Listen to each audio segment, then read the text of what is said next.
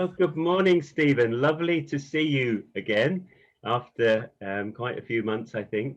And today we're going to talk about Purim, aren't we? So, how are you today? How are you doing there in North London? Good, Philip. Absolutely, we're fine down here. Lovely to see you again, and it's great to keep up the connection Yeah. between you, your church, and the Jewish community here in London and nationally. So, yes, indeed, we are at the moment between Purim and Pesach. So Purim has been, but still fresh in our minds. It was a different Purim this year, as you can imagine. We did have public readings, but under very strict restrictions. That's public readings of the Book of Esther. Yes. Yeah. And so public readings took place, but with social distancing. But the kind of the normal Purim of street parties, kind of processions, fancy dress parties, all this kind of thing. Well, people wore masks, but for a different reason this year. Yeah.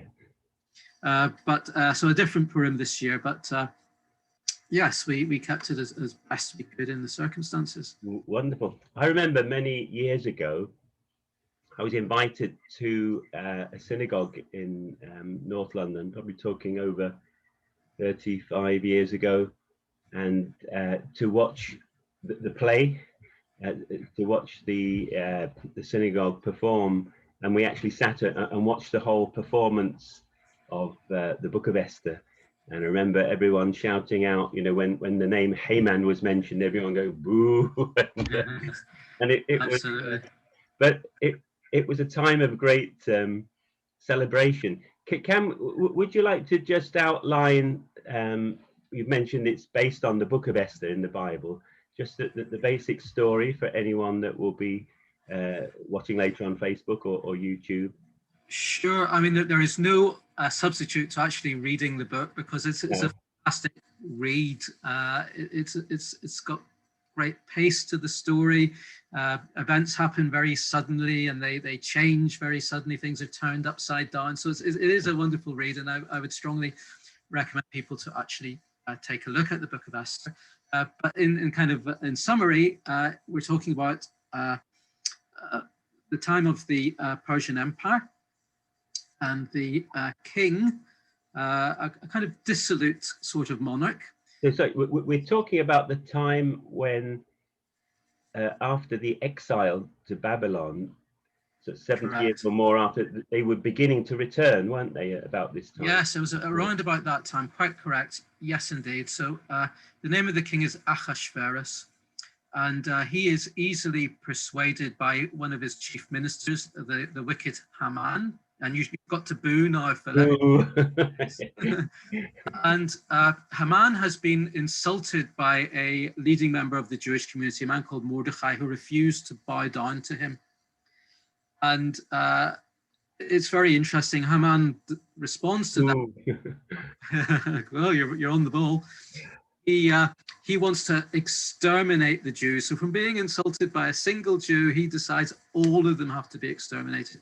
He speaks to the king. We're told some money passes hands between them, and they agree to draw lots as to the day when this is going to happen. And that's where the name Purim comes from, lots.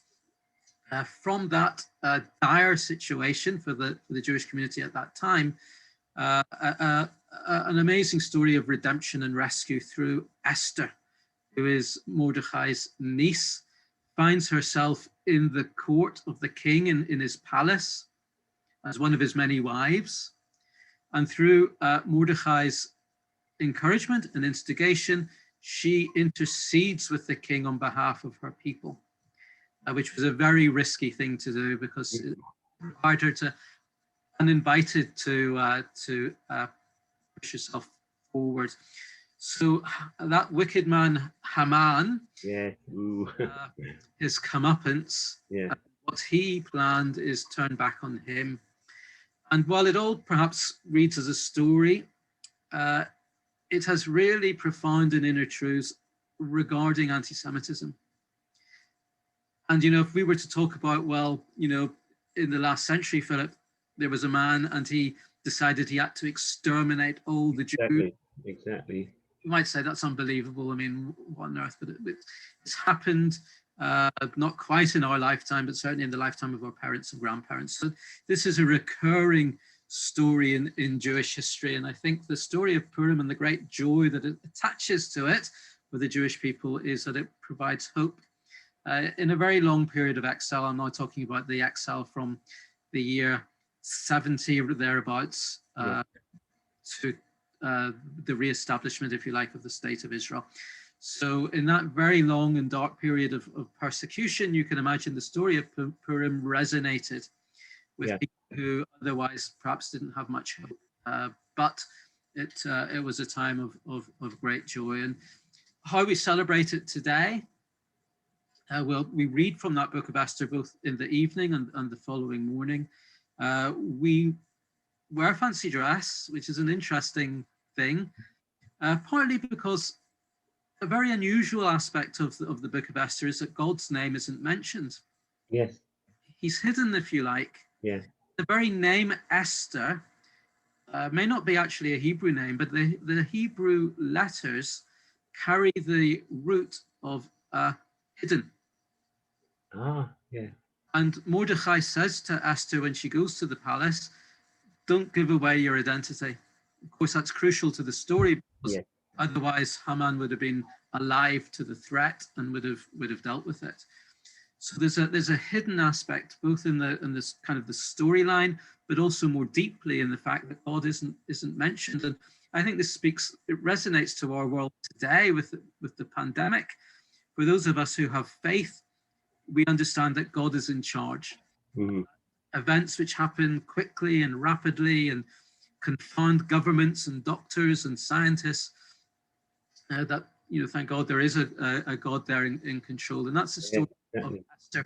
It's hidden because he's not mentioned, but as coincidence follows coincidence follows coincidence in the story, we know that there is overarching this divine protection for the people. So that's the kind of fancy dress. We're hiding ourselves, but it has a deeper meaning. And you'll have seen when you visited the synagogue, yes, children performing plays. There would be parties. We are told that if you read towards the end of the Book of Esther, it mentions how the festival should be celebrated. It talks about giving gifts to the poor, and we still do that, giving gifts to our friends, and also a celebratory meal, which takes place. That's also mentioned in the Book of Esther itself. So those are the key elements of how we celebrate Purim to this day, listening to the story, and then following what the Book of Esther itself says about giving gifts, of having a meal in celebration. Wonderful. So in Hebrew, in Israel, no one will be called Esther, would they? It's Hadassah, isn't it? Is that the Hebrew name? No, so the name now Esther is used. Hadassah is her is it? Okay. name, but Esther is my middle daughter is Hannah Esther. My grandmother was Esther, so the name has become part of the Jewish tradition. But in origins, I don't think it's a Hebrew word. No, it might be Persian. Yeah, but it has been obviously it's attached now to a heroine. Exactly. Yeah. Well, our daughter is Susanna Esther.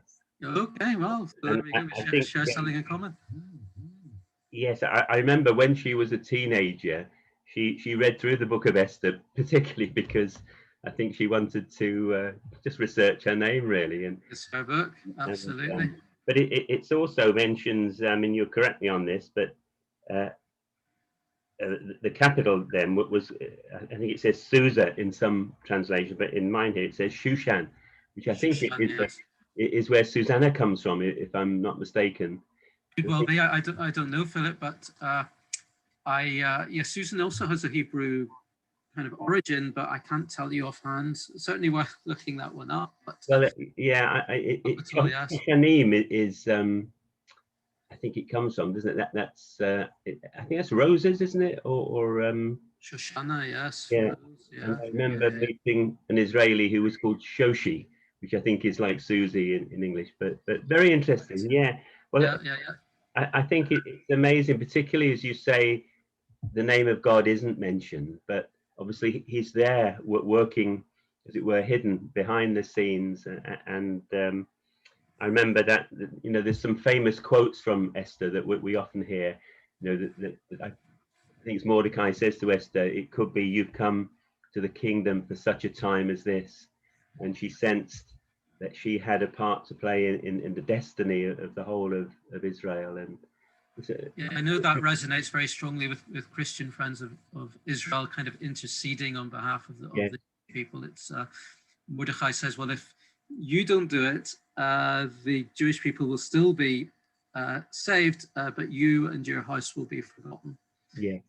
So yes, I know Christians take that very much to heart, and they see that, well, it is sometimes brave to stand with the Jewish people and in Israel when we know that the political establishment and received opinion is so hostile, that for Christians to take that stand is a brave act. And yes, I can understand the resonance of Esther going to see the king.